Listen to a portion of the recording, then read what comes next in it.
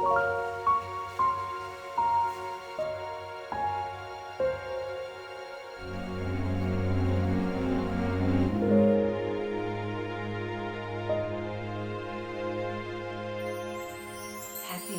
2025.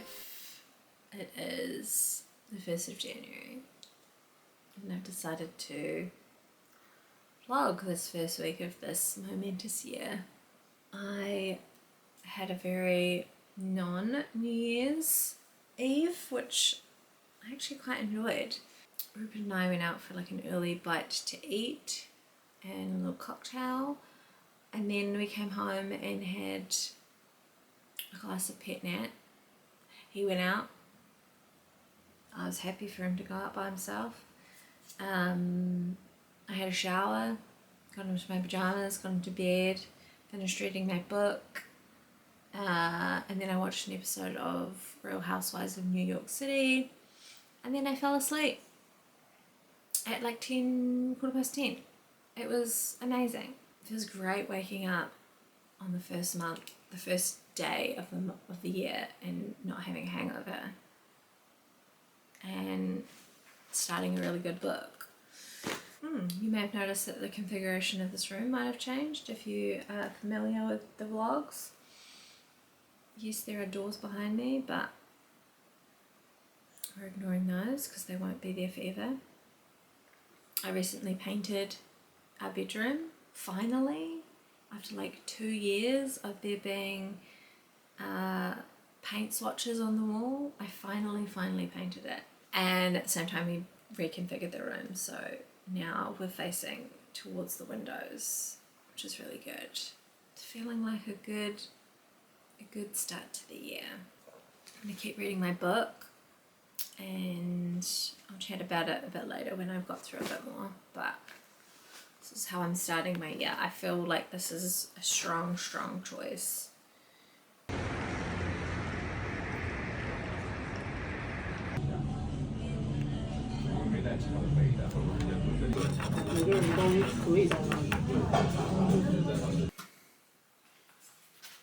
It's nice that you don't have to go to work tomorrow.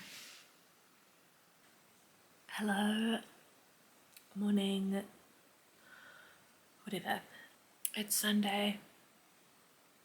It's the Sunday before I have to go back to work, and I am going to do my best to fight the Sunday scaries today, because for a bit there they felt like they were going to come on and they were going to come on hard, but I'm not going to let a little bit of adult life ruin the last day of holidays. So yeah, I am reading my book in bed and enjoying a coffee and not thinking about the fact that I have to go to work tomorrow.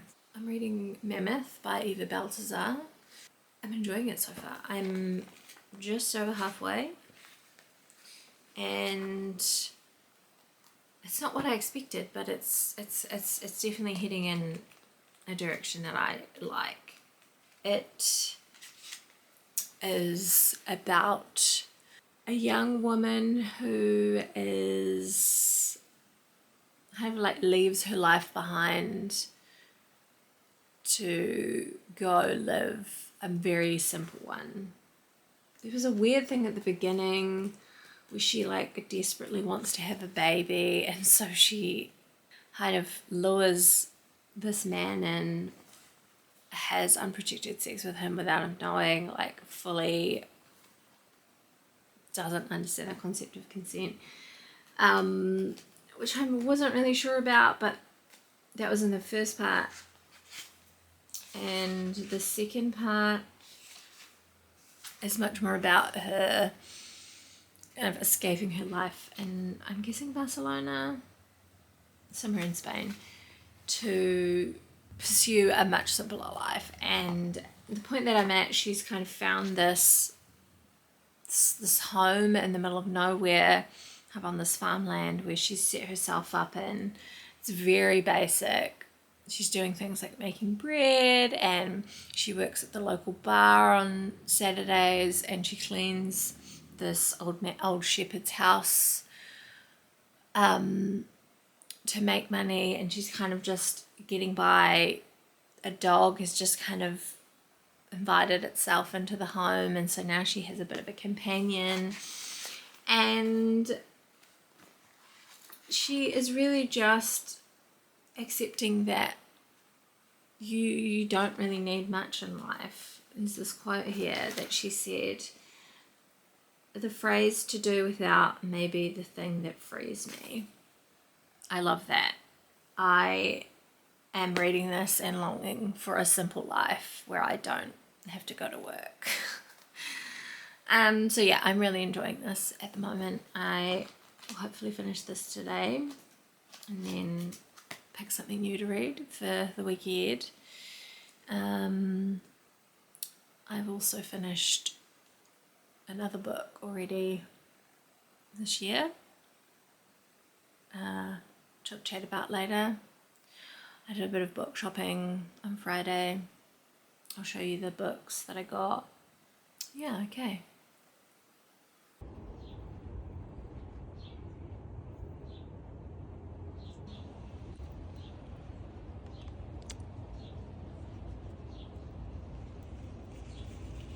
Okay.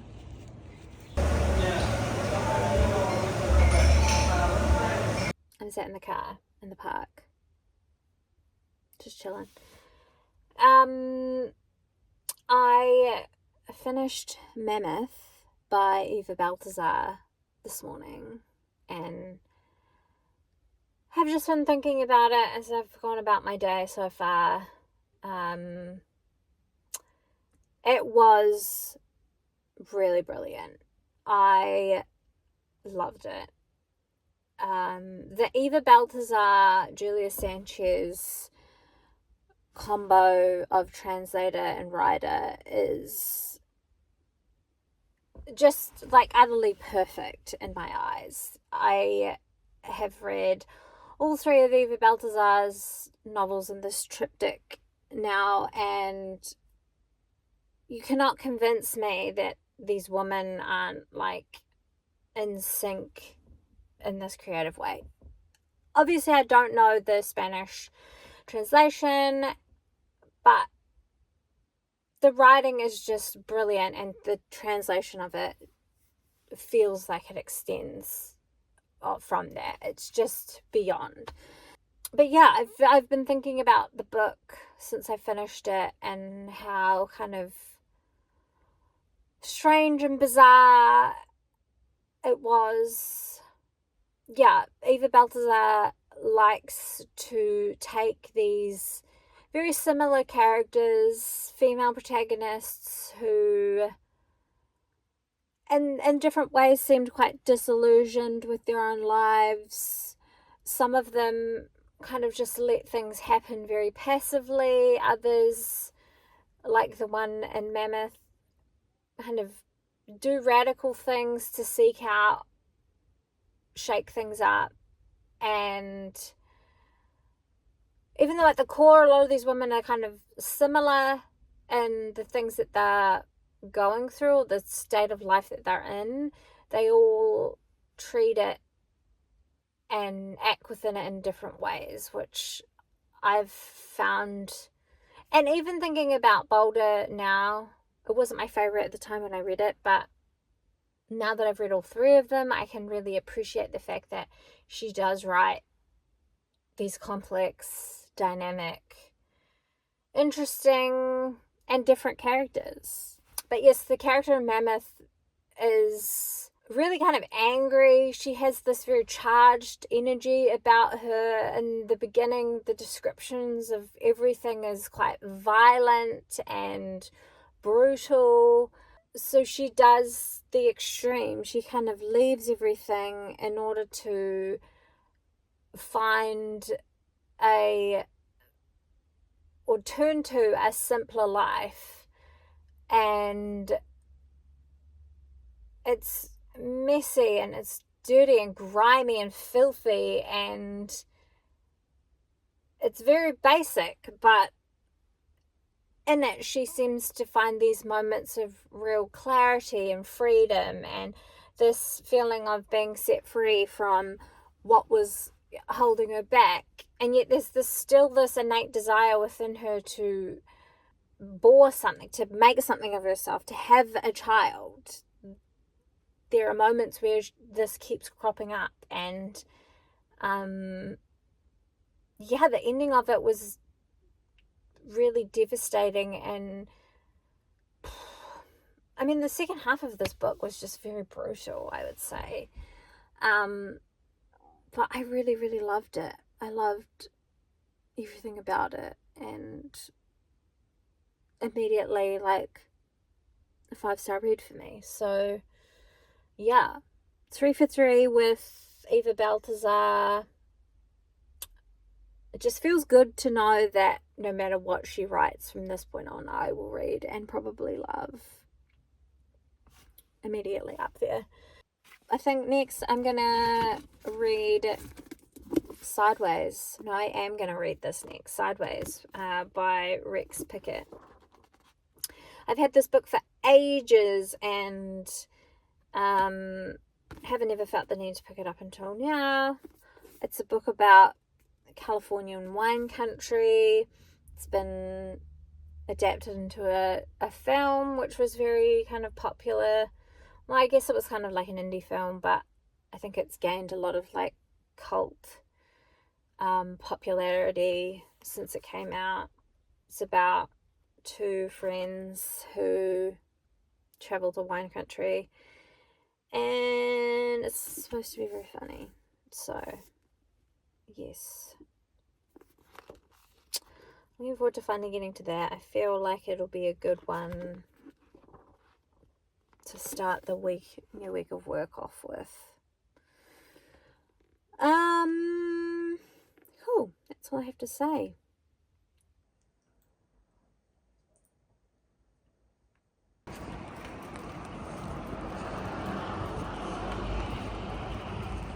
Hello.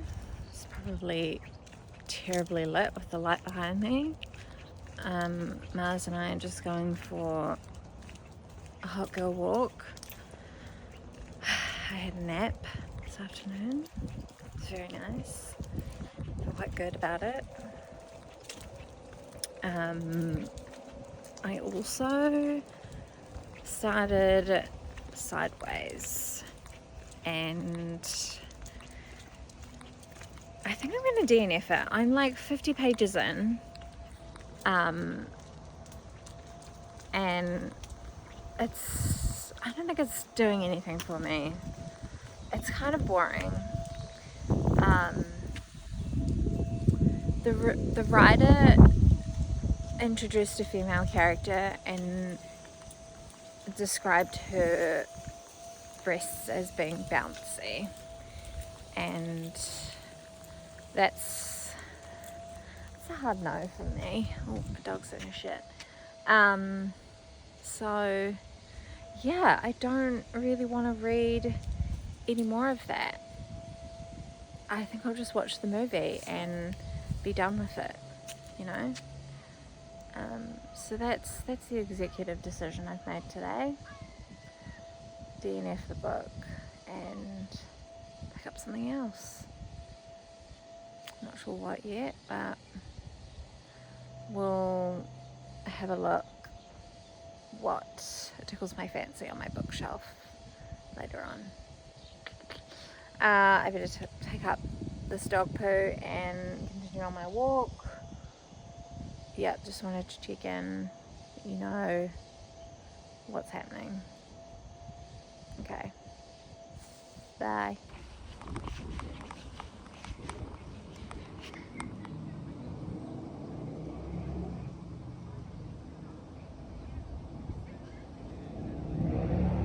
Hi, hello. It's Monday. I start back at work today, but work from home, thank God. Yeah, I am gonna take the dog for a walk because that's what I do when I work from home, and we're gonna get back into some sort of routine this week. Rupert is not working today. He doesn't start back till tomorrow, which, lucky him. We're back into the reality of work and life. yeah, that's what I'm going to do. I'm going to go for a walk. I'm going to probably get a coffee on the way home. I have to go to the library as well to drop off some books. I'll do that. And yeah, I started a new book last night. I started The Summer Book by Tove Jansson. Have been meaning to read this book forever, and what better time to start it than in the summertime. It's good. I'm about 70 pages through. It's not that long. It's under 200. It's a very easy read. It is the stories and adventures between a grandmother and her young granddaughter during the summertime on a tiny island in the Gulf of Finland. Each chapter is kind of like its own little story between them, a moment shared, imaginative, creative, where they're really learning things about one another. Particularly, we see a lot of focus and notice from the grandmother on the granddaughter, but the granddaughter is young and impressionable and learning lots about life and herself, and it is a very sweet story. I don't know that it's going to be like my favorite, but I'm enjoying it and I'm having a nice time with it, and that's all I can really offer up at this stage. One thing I will say is that I love a childhood, like a child protagonist in a story. This little girl is like kind of naughty, and I would not put up with her shit. She is very outspoken for such a young girl. She kind of knows what she wants, while at the same time is still trying to figure out who she is at this young age, and the grandmother has a lot of patience for it. I just am picturing if I were like that as a young age, the kind of disciplining I would get from my grandparents if I spoke the way that this character speaks. And it's kind of, I don't know, this part of me that can only imagine her as just like a naughty little child, but she's just been given room to kind of play and have fun, and I think that is obviously great and important. There's just that part of me that is like, that's not how I was brought up, and I would never speak to my grandmother that way, and like interesting little observations about myself and the way that I'm approaching this book. So yeah, I'm really enjoying that. I'm going to try and read a little bit today on my lunch break and maybe finish it tomorrow. Who knows? A book that I have to take back to the library, I read Catalina by Karla, Cornejo, Villavicencio. This is my first read of 2025, and I really loved it. It's only very short. It's 200 pages. It looks a lot bigger. Yeah, I really got along with this book. I think it was a great choice as the first book of the year.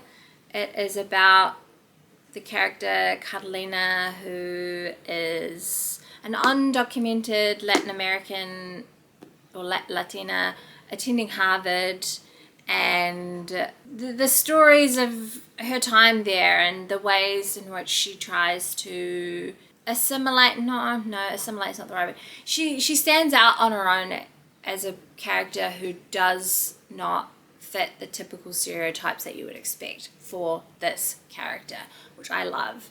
But there's no overt mentioning of it. Every indication of that as a characteristic is, it just is. So you don't ever feel like everything is being laid out in an obvious way about, you know, these types of characters can fit into any category, or don't necessarily fit the stereotypes that we expect or we have. And I liked that about it. I liked that nothing was cliche or to be expected. She's a really funny, self-absorbed, but at the same time self-aware character who believes that she will achieve great things in her life, and why not? Like, why would a character like this not be able to have those same aspirations as every other young person in America is kind of fed that American dream. Hers just looks very different and is very different, and she is very self-centered and shallow, but it's refreshing to kind of read about a character who is like that and doesn't apologize for it. I don't know, I just really enjoyed it. Think about it more as the weeks go by, no doubt. I want to read more library books this year, and that is the goal. Anyway, I should probably head off.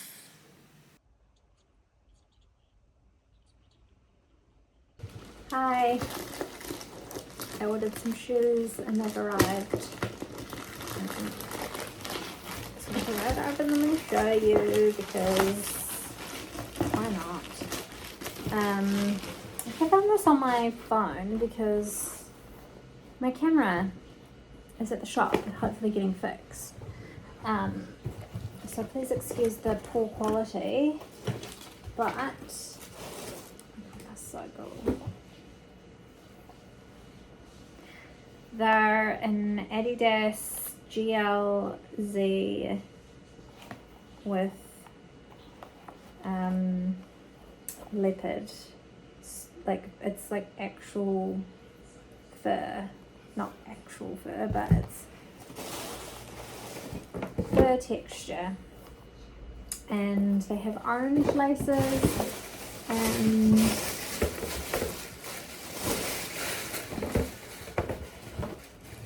brown ones. I think I like the orange, but the brown could be cool too. But I'm so excited to wear these. To me, a leopard is always a neutral. It feels like it's just going to go with everything. Exciting. I finished the summer book last night. It's okay. It's not my kind of book, I don't think. It's very much about nature and this kind of close, intimate relationship between this grandmother and her granddaughter, and the ways that they learn about life and each other through these different stories. Yeah, I just don't think it's like 100% for me. I did like some of it. I think I also mentioned that I was like a little taken aback by the attitude that the girl had towards her mother, her grandmother, and how, I don't know, I just kept feeling myself kind of get stuck on that and not really be able to move past it, because I know that I would have got slapped up the side of the head if I had have spoken to my grandmother the way she did sometimes. But yeah, a really like easy book. The language was very straightforward. There was nothing too overly flowery or complicated. The translation just felt pretty plain to me. Yeah, it kind of reminded me of something that someone has written as a way to remember like a special time in their own life. And I think in the blurb of the book I read that a lot of it's based around Tove's grandmother and Tove's niece and their relationship, and that feels like a nice thing to have as like a novel to expand on that relationship and like a specific time of year when this magical formative experiences can happen to a young person. And I like the nice ways in which that kind of balances an older person and maybe a perpetual idea that old people were kind of stuck in their ways, but they kind of complemented each other in this nice way, the character of the granddaughter and the grandmother. Yeah, there was a lot of patience kind of involved on some sides more than others, but then they offered each other certain comforts when needed. I don't know, the more I'm talking about it, the more I kind of feel like it was a good book, but it's not something that I'm probably going to revisit or go back to. But I did enjoy it for what it is. I decided to pick up Erasure by Percival Everett. This is one of my 20 books for 2025, and I really want to get a kickstart to that, so I'm going to start with this one. Excited for this. Excited about these shoes too. I don't know what I'm going to wear them with. This shirt would look quite good with them actually. Maybe just like a pair of black shorts. Anyway, I've got a little bit more work to do, and then I'm going to cook dinner tonight, which is me getting back into the routine of doing things. So I'm quite excited about that. I'm going to make this really yummy steak salad with this delicious dressing. And I went to Faro, the fancy supermarket, and got some nice Parmesan cheese to have with it as well. I can't wait. But yeah, that's what I'll be cooking. I might even do a little cooking show for you. I mean, not really, but you might get a shot of the food later. Alright, back to work I go. Comment I got from someone is, I normally am a lot more casually dressed for this, and so... It's Friday. We made it. First week back at work. Done. It wasn't too bad. We got through it. Yeah, it was actually fine. I'm looking forward to the weekend, that's all I can say. I don't have any plans, except I think I might go get my nails done because they're looking absolutely shite. Yeah, I'm still recording on my phone because my camera is going to take a month to get fixed. So you'll have to put up with this for now. I'm committed to this vlog, so I thought let's just do the phone. I'm sure it can't be that bad.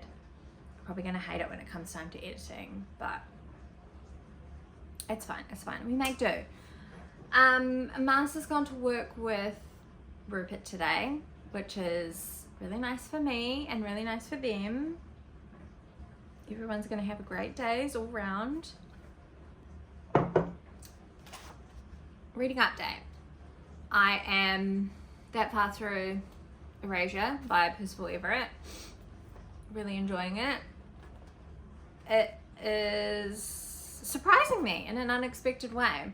I was expecting it to be a lot more of a commentary on the publishing world, on Black identity and what it means to be a Black writer, which it is, but it's doing it in such a clever, fun way. You have this writer, Thelonious Monk, that's his nickname, Monk. He is trying to get his novel published unsuccessfully.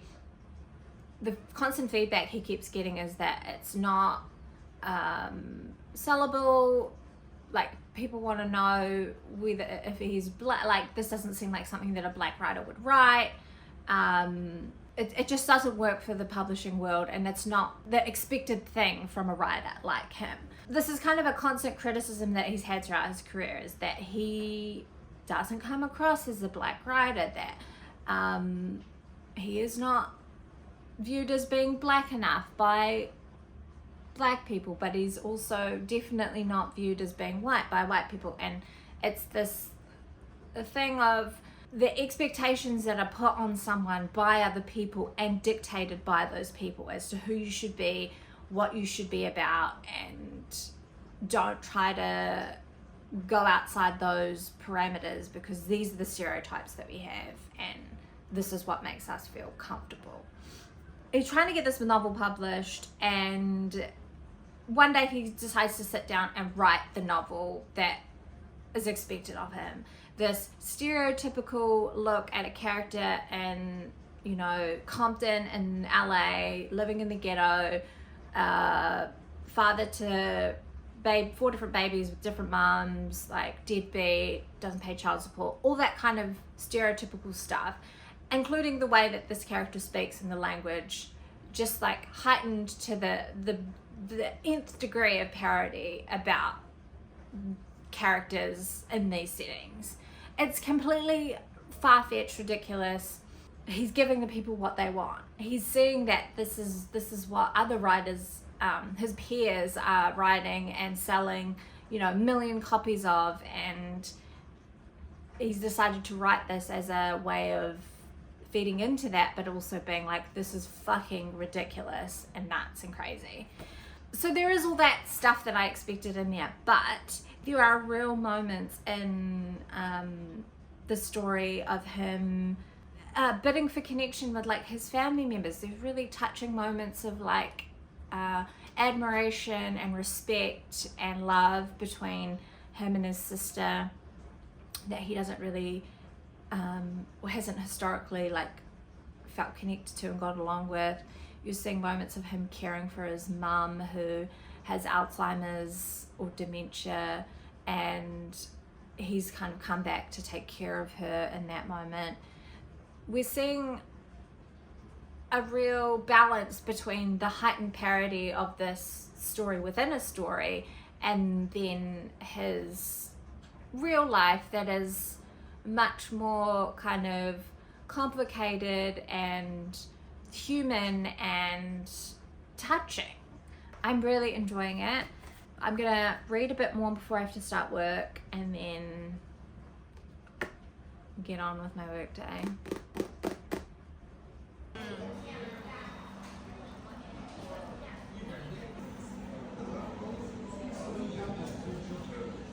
I haven't got my nails done. I love the colour, the bright. It's almost like an orange red.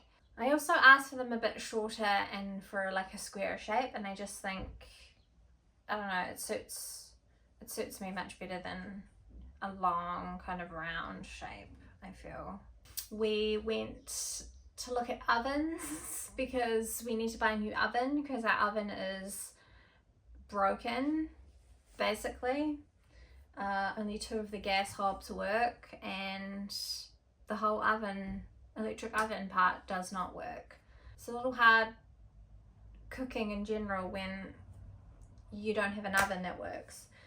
I am now going to tackle this bed full of clean but unfolded washing. I hate folding washing, but I have a podcast that I'm going to listen to which will make it a little easier to get through, and we'll persevere. Tomorrow we're going to do gardening because we need to do gardens. Don't know why we didn't do any of that while we're on break, but whatever.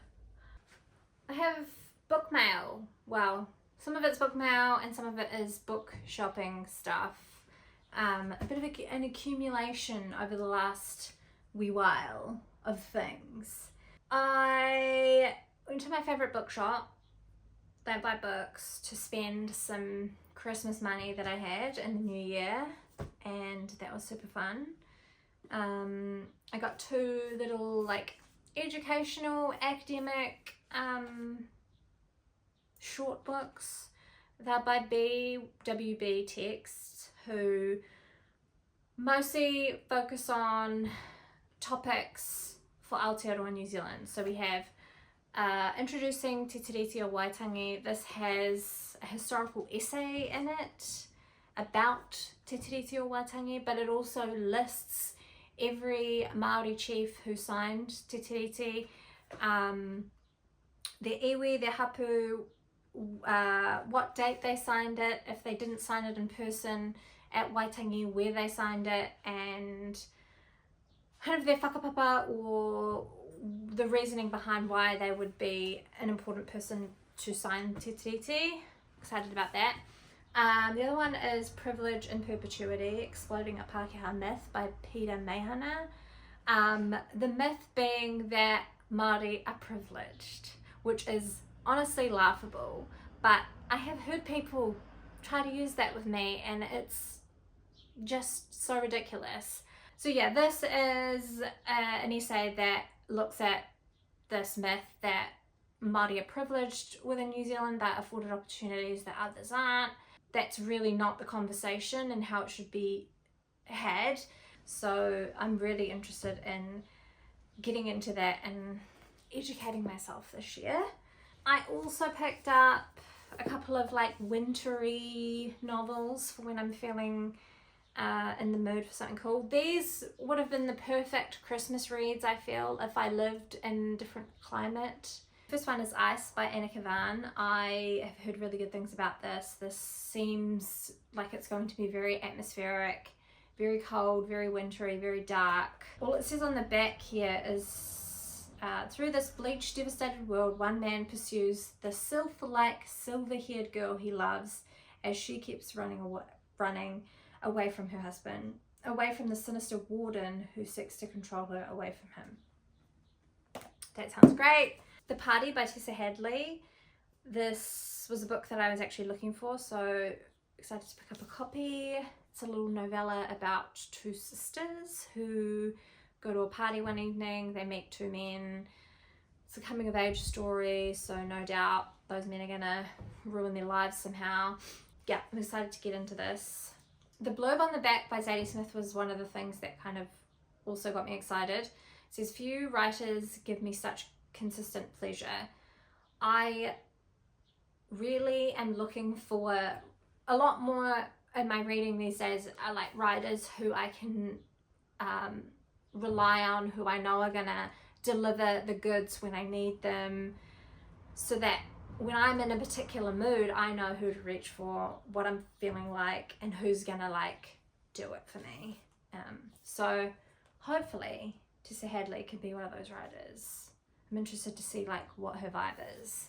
These two books I picked up after watching the round of best books for 2024 videos. These were the two that I came across at the bookshop, but also like ones that I didn't have on my radar or didn't have in my collection originally. Soldier Sailor by Claire Kilroy. This was in Kat's top books of 2024 video, and it's about motherhood. I mean, say no more. You know, I love books about motherhood. Haven't read a good one in a while. I also believe that it may be Irish. Claire Kilroy's Irish. But yeah, you know, I love a good Irish book as well. Looking forward to that. And the other one is Human X by Kang, which Nathan had in his top books for 2024 video as well. And this one is set in Gwangju, South Korea in the 1980s. In the wake of a viciously suppressed student uprising, a boy searches for his friend's corpse, a consciousness searches for its abandoned body, and a brutalized country searches for a voice. This is a riveting and poetic examination of humanity at its most appalling and its most hopeful. That sounds really heavy. But yeah, I'm looking forward to picking this up. I think one of the things that Nathan mentioned in his video was the connection between this book and kind of the political stuff that's happening in South Korea at the moment is kind of quite apt. And obviously Kang has recently won the Nobel Prize in Literature as well. So she's had a little kind of rebrand of her books, which I'm loving, by Granta. So yeah, look out for those if you're interested. The other two books that I've got here are two pieces of book mail that I have been patiently waiting for. The first one is The Wilderness by Ayşegul Savaş. It is a non-fiction essay, memoir, a mix of both, I think, about the final weeks of her pregnancy and the first 40 days after she gives birth to her child, which I think in the Turkish culture is, it's a significant time in the Turkish culture and something that they kind of consider and ponder over. So I'm really interested to read about this. This feels like a really intense time to contemplate and sit down and write something. One, as you're kind of about to become a mother, but also those first 40 days and what that would be like. Very excited about that. The last one is Martyr by Kaveh Akbar, which I have been waiting for so long. I got this out from the library.